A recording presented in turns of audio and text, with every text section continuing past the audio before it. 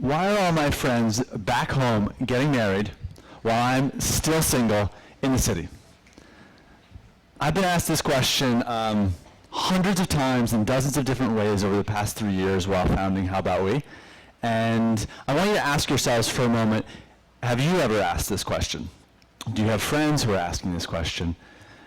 And if so, how would you go about answering this question? It's of fundamental importance to us today in thinking about the future of the city, because it suggests that people are concerned about the relationship between being able to come to a city and pursue ambitions and a career and dreams, and the compatibility of that with deeply held beliefs and desires around finding love and being married. So I'm on the front lines of this question. I'm seeing it all the time, and I can tell you it's definitely very important. I have friends who say to me, if I don't find someone by the time I'm 30, I'm out of here. I'm going back to the suburbs or to a rural area where I'll be more likely to get married. And I'd like to be able to respond that's the insane idea you should stay and do the things that you love and that you're interested in. But I do want to say that there is some truth to that. And in this talk, I want to look at that. I want to look at why it's the case.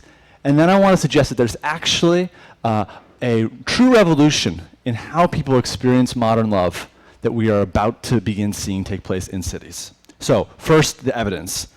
Marriage rates. It is true. The top 5 cities see 40% of adults being married right now, whereas in rural areas, it's 75% of adults that are married. That's just a profound difference, and statistically speaking, you are more likely to get married today if you live in a rural area than in a city. And this has been going on for a while, where there's a serious transformation taking place around marriage in America, where it's essentially been on the decline. In 1960, there were 72% of adults that were married, whereas in 2010, it was down to 49%.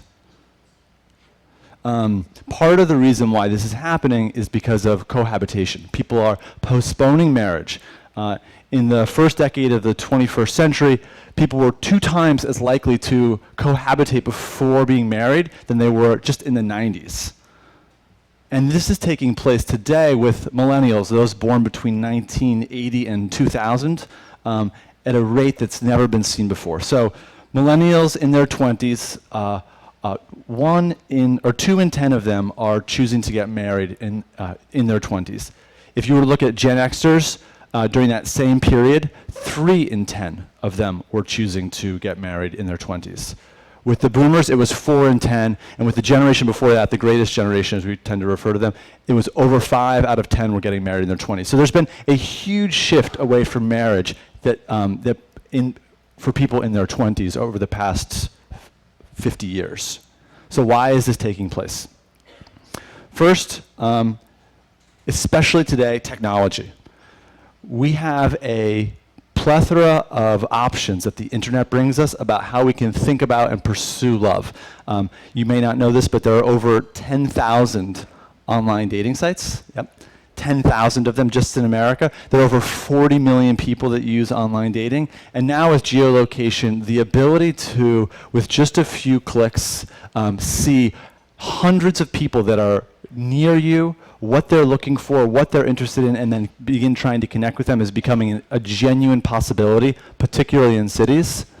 And that's just thinking about online dating and social discovery. There are many ways that people are using the internet to explore potential romantic options. There are huge transformations taking place with gender. This is a very well documented thing that has been talked about a lot recently, where essentially what we're seeing is the rather rapid decline of traditional patriarchal structures. Just this past year in New York, we've seen that the median income of women has surpassed that of men. Over 60% of bachelor's and master's degrees today are going to women and not men. Over 50% of PhDs are going to women and not men. And so women and men are now approaching the process of courtship and mating in a dramatically different way than they ever have in the past, on an equal footing with far more options than have ever been the case. Biology. This is a wild one. There have been now 5,000 or so instances of people freezing eggs to plan for when they want to have a family. This is not in vitro fertilization when you want to get pregnant and have a kid, but you can't do it and there's in vitro. This is saying, I think I'm going to want to have a kid in the future, and so I want to freeze my eggs now to be able to do that later. over half of those 5,000 egg freezing processes have taken place in New York City. So these transformations of what's going on with our relationship between biology and family planning are taking place in cities more than any other place. Red flags and deal breakers. Who's familiar with these phrases? They've entered our lexicon over the past few years to symbolize the way people think about what is the requirement that they have with the person that they would like to be with. People are becoming way more picky than they ever were in the past, and that's another instance where the city, in particular, is bringing about an experience of huge options about who to try and be with. Ambition. People are putting career and the cultivation of personal interests before the commitments to intimacy and long-term relationships. So all these things, what we're looking at in a variety of ways is choice paralysis. People are having a very hard time making commitments that are then leading to marriages in urban centers. And that does give some real validity to the idea that the city is not the best place to find love and get married. So what can we do about this? Should we move back to the town that we grew up in, or find a small house in the country where we, in the hopes of being able to find love and marry? I think that that is not the best idea. In fact, there are some interesting signs that what's coming in metropolitan areas is truly a real innovation around how people experience modern love. So, why am I saying this?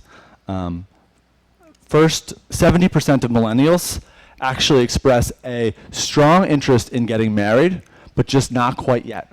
They are planning their families around how they want to first experience their 20s living in the city.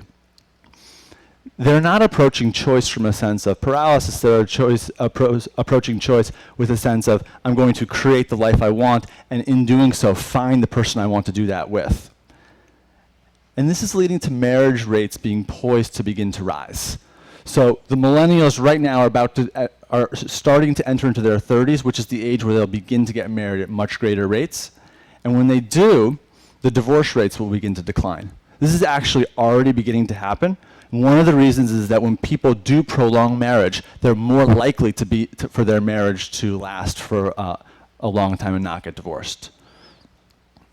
They're also here to stay. And this is the second half of the innovation taking place in cities around modern love.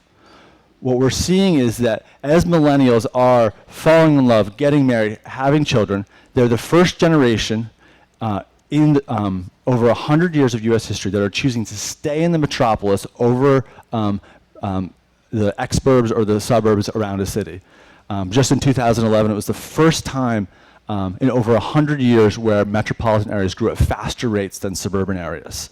So what we're about to start seeing is that not only will cities actually be a wonderful place for people to find love from a place of choice, not from a place of requirement, but it will also become more and more a place where people are learning to experience love with one another by enjoying the city.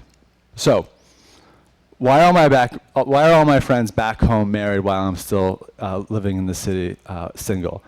This is a question that many of us have asked, that many of us know people that are asking, and this talk today suggests that actually you can stick with it in the city. There is a true revolution taking place around how people are beginning to experience modern love, and soon your friends will be saying, maybe I should move back to the city as well.